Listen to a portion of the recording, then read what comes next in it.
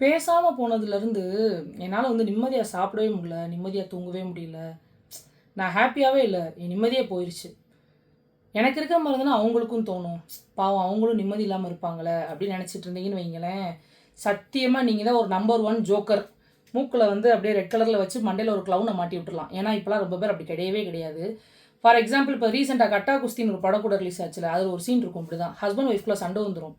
So என்ன பண்ணுவார்னா, மாமனார் வந்து சொல்லுவார் ஹீரோயின் கிட்ட, மாப்பிள்ளை வந்து உன்னையதாம்மா நினச்சிக்கிட்டே இருப்பார் அப்படி இப்படின்னு. ஆனால் அவர் என்ன பண்ணிக்கிட்டு இருப்பாருன்னா, அங்கே ஒரு பொண்ணோட வந்து டான்ஸ் ஆடிக்கிட்டு இருப்பார் ஜாலியாக. இது படத்தில் ஒரு சீன் ஃபன்னியாக இருக்குது அப்படின்னா, நிஜத்திலே ரொம்ப பேர் இப்போ அப்படி தான் இருக்காங்க.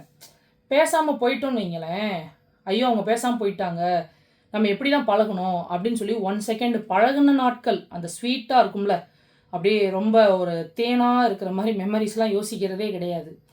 அப்படியே விட்டு தள்ளிட்டு நல்லா இருந்தா என்ன, நாசமாக போ என்ன அப்படின்னு சொல்லிட்டு அப்படியே விட்டுட்டு போயிடுறது. ஸோ அந்த மாதிரி ஒருத்தவங்க இருக்கிறாங்கன்னா என்னன்னா, அவங்க ஒரு தேவைக்காக உங்கள்கிட்ட பழகியிருக்காங்க. அந்த தேவை வந்து முடிஞ்சு போச்சு. ஸோ அதனால் என்ன பண்ணுறாங்க அப்படின்னா, அந்த யூஸ் அண்ட் த்ரோ கப்பை அப்படி க்ரஷ் பண்ணி இப்படி கீழே போட்ட மாதிரி நம்மளை என்ன பண்ணுறாங்க, அப்படி க்ரஷ் பண்ணி கீழே போட்டுறாங்க. ஸோ அந்த மாதிரி ஆளுகளுக்காகலாம் உங்கள் டைமை வேஸ்ட் பண்ணுறதை விட்டுட்டு, நமக்கு வந்து நம்மளை பார்த்துக்கிறதுக்கே ஒரு நாள் பத்த மாட்டேங்குது அப்படின்னு யோசிக்க ஆரம்பித்தோன்னு வைங்களேன், நம்ம லைஃப் வந்து சூப்பராக இருக்கும். ஏன்னா அவங்களுக்கு இருக்கிற ரோஷம் வந்து கொஞ்சமாவது நமக்கு இருக்கணும்.